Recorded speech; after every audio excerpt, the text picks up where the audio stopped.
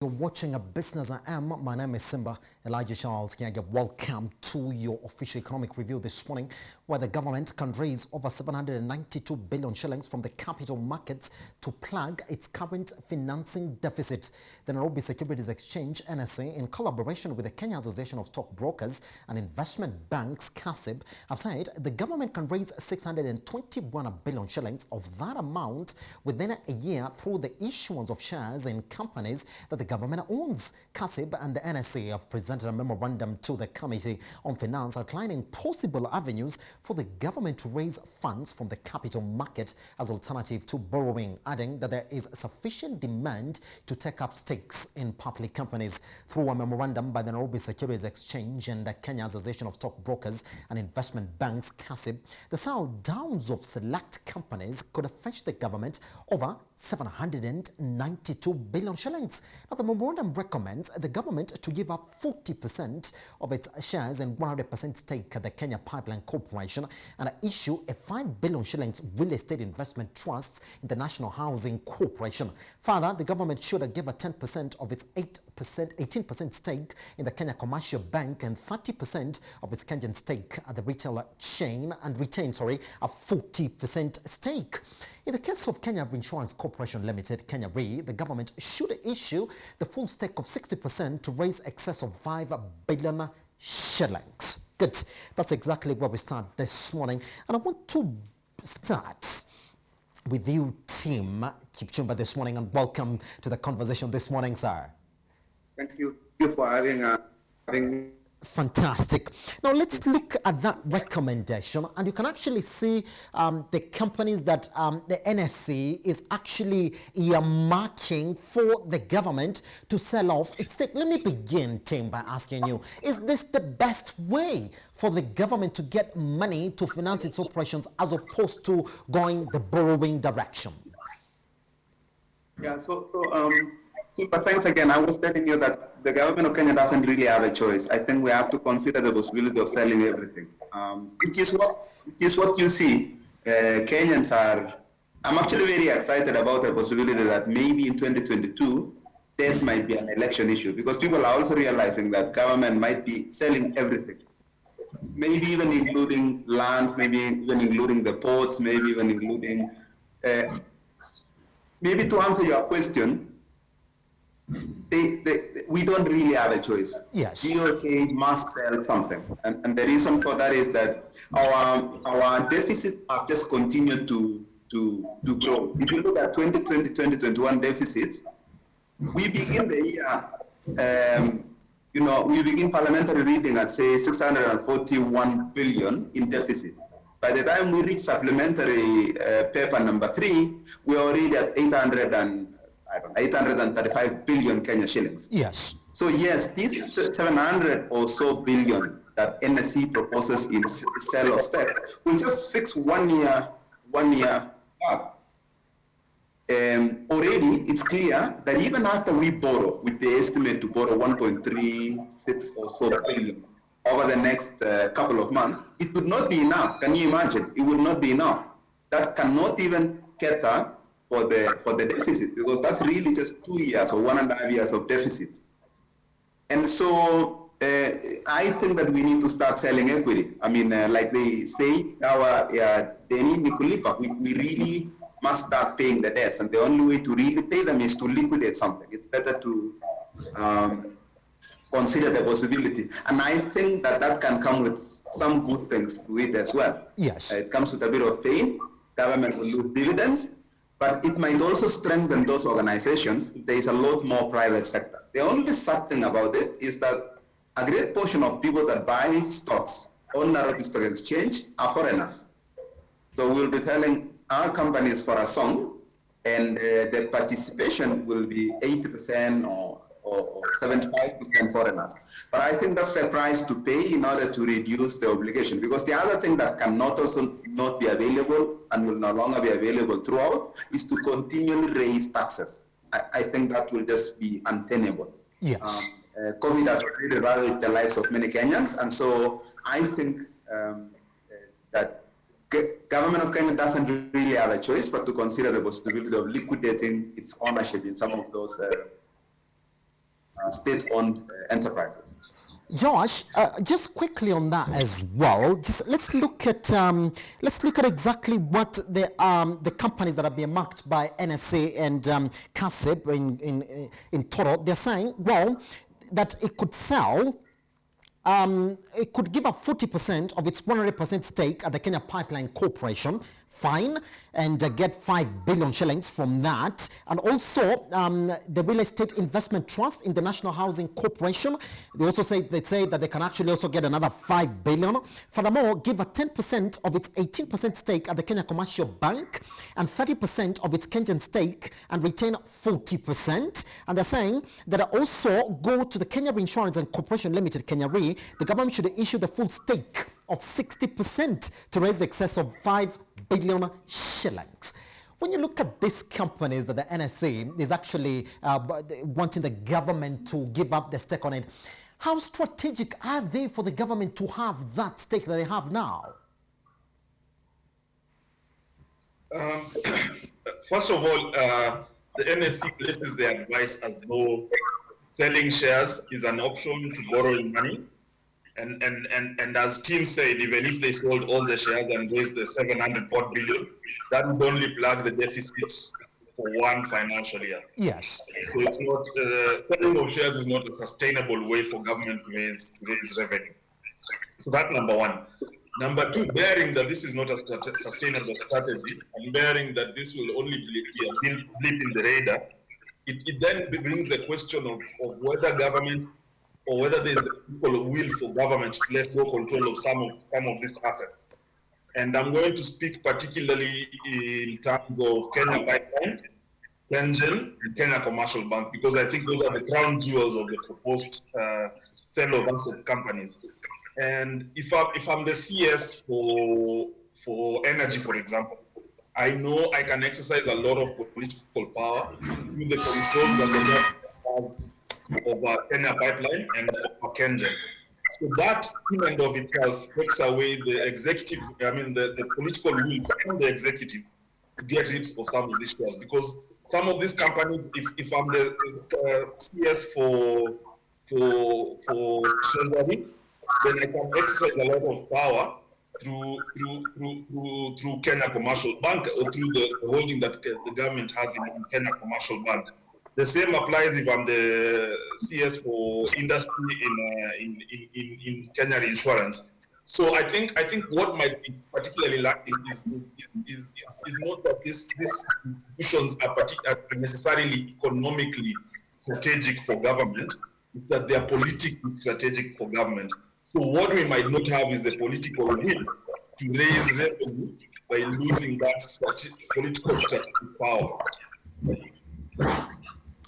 Pretty much. All right, let me cross over to the last issue that we have this morning on our business AM, which is pretty much linked to what we have, and that's where I'm going to bring in you, Church, so you can also weigh in on that, where Treasury has revealed the plan to spend 36 billion shillings to bail out major parastatals which have sunk into losses owing as a result of the COVID-19 economic fallout. Now, the list that includes Kenya Airways, Kenya Power, and several universities saw their revenues experience a sharp fall during the pandemic, with the Treasury also revealing that it is part of the 255 billion latest loan package from the International Monetary Fund. Now, the agreements also further outline a plan of Kenya's commitment to audit 9 key parastatals and reform them and reduce government activity in them. Further to this, the government has also promised the IMF it will conduct a special audit of all the money spent on COVID-19 interventions and publish the results by the end of May. That's where it stands this morning. Chacha, let's understand that as well, because of the main issue again that we were asking this morning as we started our conversation. Are loans the best way for the government to bail out non-performing state agencies within the country? We could look at them. We could even start by looking at KQ, Chacha, for instance, and Kenya Power. Is loans the best option for us to bail them out? Well, that presents us with an interesting scenario that the bailout to the tune of 36 billion shillings to non-performing state agencies like KQ and the KBLC, that may not really be converted into, cannot make them actually into performing state agencies, because Yes. we need to go deeper than that. Other than setting aside the money for the for those companies, we need to look at the management system. We need to look at the hiring system of the staff. We need to look at the structure of these companies, and we need to look at how are these companies being run generally. So we need to sort out the problem of management.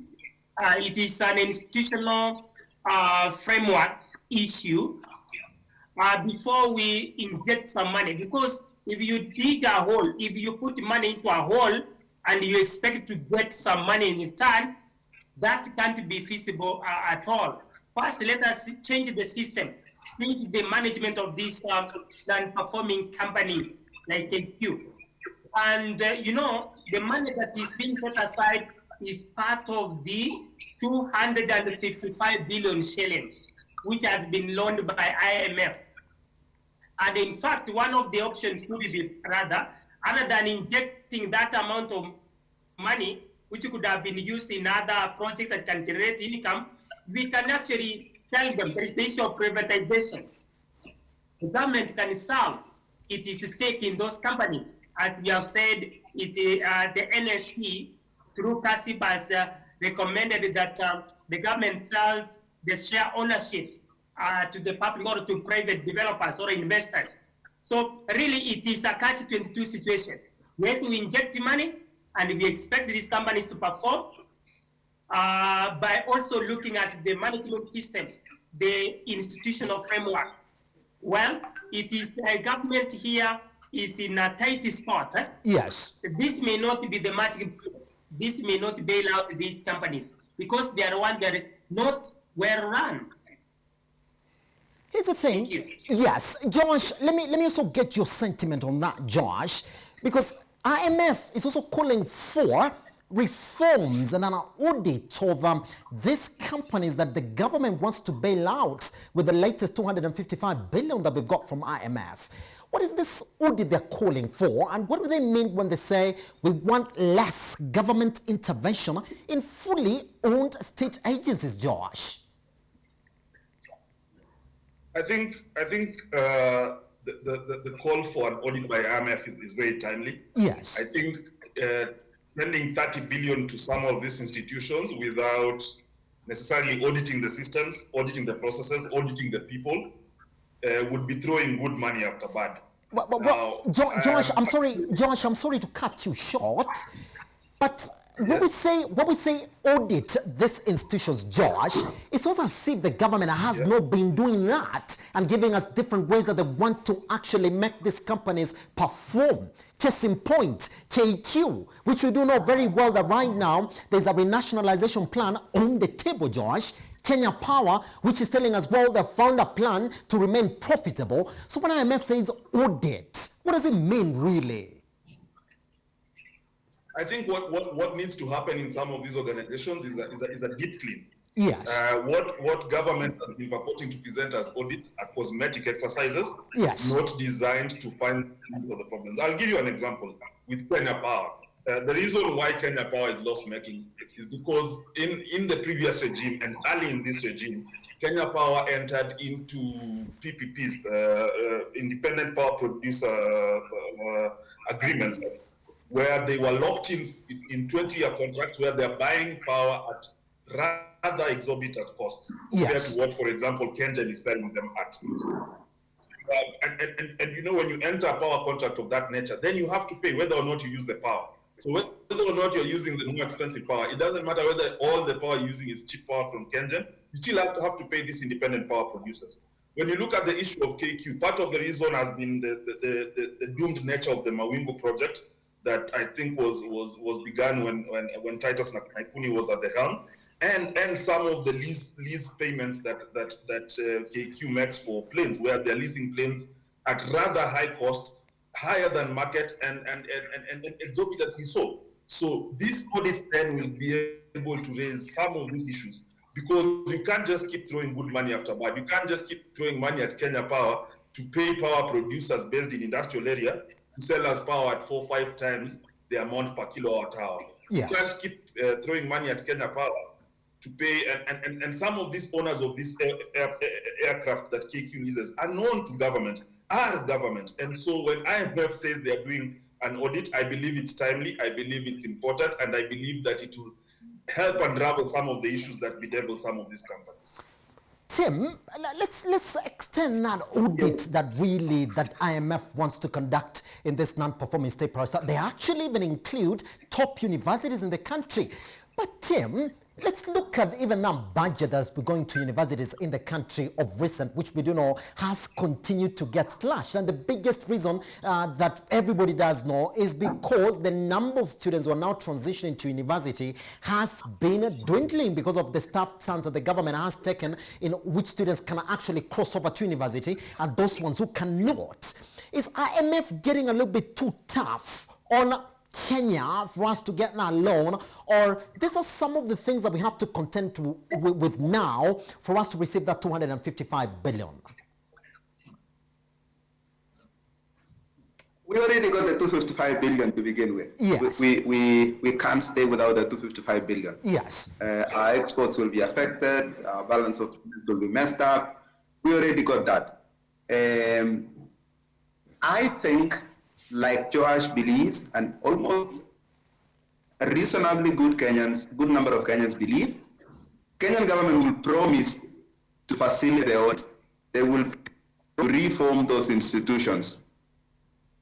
But unless IMF were to follow through, those promises would be the same promises that have happened in the last decade. Yes. Remember that KQ has been loss-making for almost all the last, so many years. And so there is no magic bullet. The only case that is reasonable, the only case for bailout that is reasonable is if you are saving Kenyan jobs. The bailouts that we are beginning to see now is just appropriating public gain to a few private people. And those private people are most likely suppliers that are managing the contracts for standard gauge railway, suppliers that are leasing equipment or have relationships with Kenya Airways. Yes. And I don't think anyone is making that case. No one is making the case that we can save this number of jobs. They're just gonna pass it through Parliament. They probably have the numbers. Parliament will largely approve. And the sad thing with it is that next year we will have the same conversation about what are we gonna do? Because remember now, at some point, companies must be allowed to fail. That's just the way it is. I mean, next door, you have Ethiopian Airlines doing fantastic work with the same macro environment, with the same difficulties, but they are doing reasonably well. Yes. And a great part of it is just management. A great part of it is the interference. A great part of it is the contracts that people sign. A great part of it is just corruption, really, that is clean corruption, because if you pay suppliers and you pay them in a legal way, you already stole the money because you are paying 2-3 times more. And so I really don't think state government should bail out any more companies because there is already an opportunity cost. Yes. Remember, government is not a good business person. There are very few companies that are globally that are, say, in the top 10 or in the top 100 that are government-led. There are very few. And those ones might be Chinese and a few companies. Many companies have to be run by private sector. Yes. It's the only way. And there's nothing that can be done about that. That's just proven. And so the only way it makes sense for government to actually bail out any of these companies is if they were saving jobs. No one is making that case of how many jobs KQ will save. And so any bailout that you see being sent to a loss-making company is just more corruption. That's the way to read it. It's more corruption because it's gonna pay heads, it's gonna pay suppliers. Those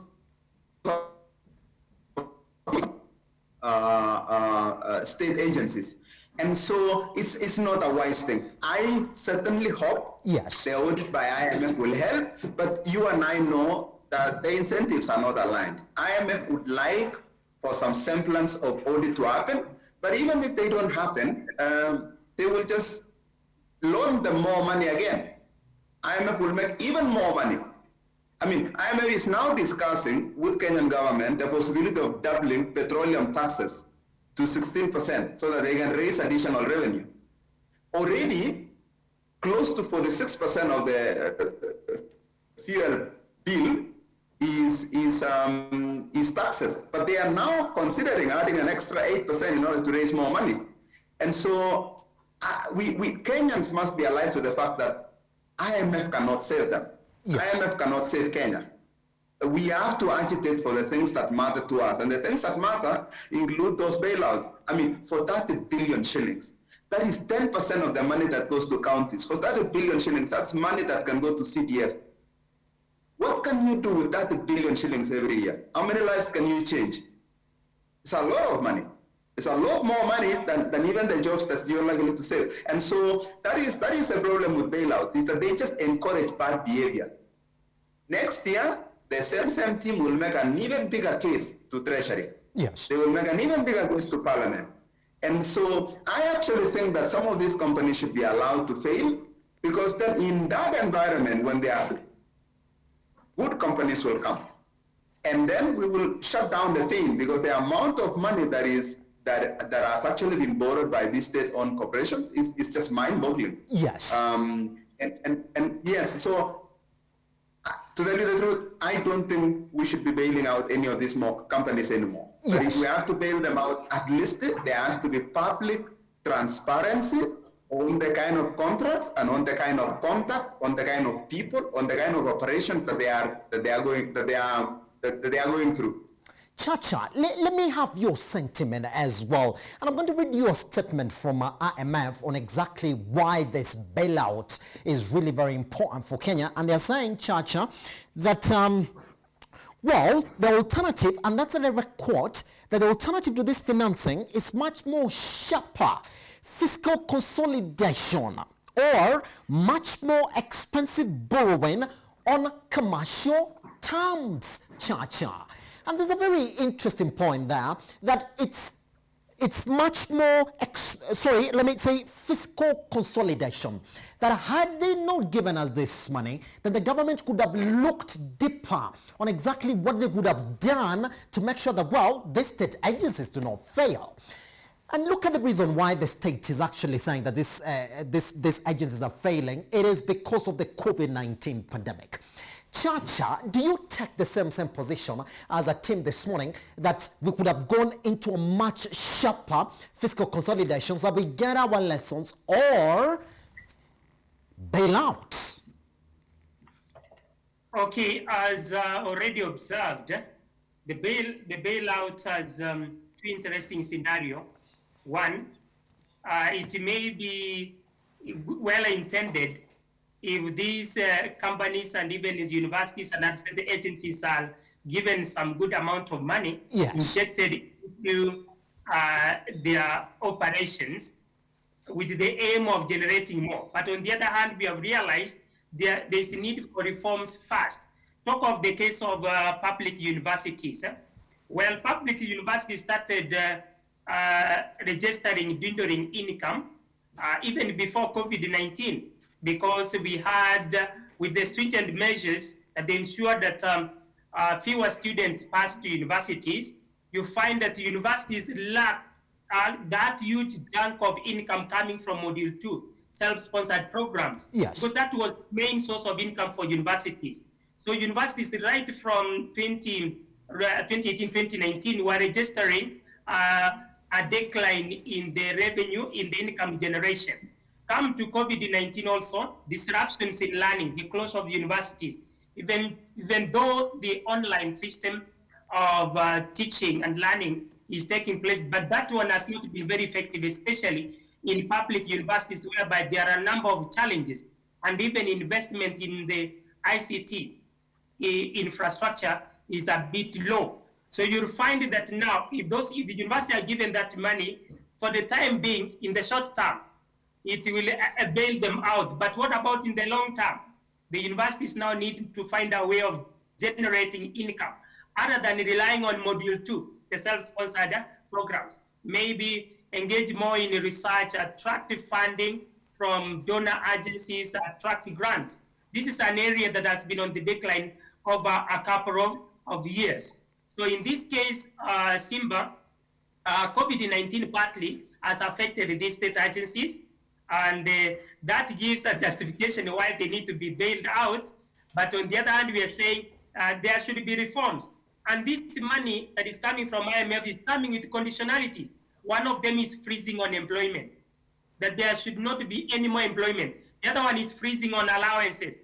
You have seen SRC has come in strong to slice some of the allowances that employees of state corporations and even universities have been earning. Although this will be met by some resistance, particularly if you are talking of universities, we have a union, the University Academic Staff Union. They will start maybe calling for strikes. And what does that mean? The government will have to budge, will have to succumb and not withdraw some of the allowances. But for parastatal state agencies, well, they may succeed. There is the downsizing, actually reducing the staff. That is part of the institutional structure of bottlenecks that is hindering performance of these parastatals. So indeed, it is a catch-22. Political interference, the government of the day is playing politics. We are heading to the general election next year. Do we see really meaningful reforms? Your guess is as good as mine. So a lot more needs to be done. This money needs to be used well. Otherwise, we will be in a vicious cycle of debt, which is very bad for the country. Pretty much. Josh, clear for us this conversation, sir. Just 1 minute, if you may, Josh. So when we're saying that they expect an audit in these state agencies, and then you do know, Josh, that the question has been the wage bill. Is that the only thing that we're going to see from the audit of these agencies? What we expect job slashes, and they have identified the top ones, Josh, the 9. Is that the only thing that we're going to see? I really hope if there's an audit, it's going to be an audit, particularly of contracts and relationships with suppliers. Josh, and I'm sorry, Josh, I'm sorry to cut you short again, because Josh, when they say we expect an audit, then something must happen, Josh. But haven't we been looking at different ways to make these state agencies work by ourselves, Josh? So what do they actually mean? Is it possible for us to know, Josh? I think we know why these agencies are not working. Yes. And as we said, the bleeding and the rot is particularly in the areas of suppliers and relationships with suppliers and contracts. And that applies even to the public university. Yes. I don't mean to sound like a skeptic, but here is what I think happened. I think IMF came to Kenya and said, yeah, we're going to give you money that you've sought for COVID support, and this money will affect the following areas, but you also have to include state corporations. And the Kenya government saw an opportunity. So I don't think the bailout was necessary. I don't think it was discussed. I think it came as a gift to Kenya government. And Kenya government said, okay, we've got Kenya Airways, we've got Kenya Power, we've got this and that. In fact, if you look at the list from the IMF, they say 3 of your top universities. They don't even mention them by name. And so that shows you that perhaps someone at Treasury was like, tuongeze university tatu, that sort of thing. So I really hope that with the straight jacket that IMF financing comes with, that we're going to see a proper audit, particularly on relationships with suppliers, because I think that is where the rot is. I think that is where what team called legal corruption, institutionalized corruption happens, and I think that is where the bleed happens. Pretty much. Josh Onsando, Chacha Bichanga, and Tim Chumba, thank you very much for joining us this morning here on a Metropol television, just to go through our economic review. And on that note, we come to the end of the show. Thank you.